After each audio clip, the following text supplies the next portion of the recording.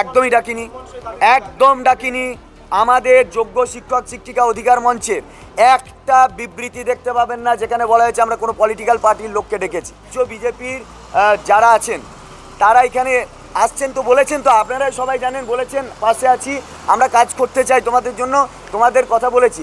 আগে তাদের ভিন্ন মতামত ছিল, এখন যেহেতু তারা বলছে, আমাদের স্পষ্ট দাবি হচ্ছে এক, আপনাদের প্রচুর এমএলএ এমপি আছে, গোটা ভারতবর্ষ জুড়ে আছে, আপনারা রাষ্ট্রপতিকে আমাদের জাজমেন্ট বিষয়ে জাজমেন্টের পুনর্বিবেচনা চেয়ে আপনারা আর্জি করবেন।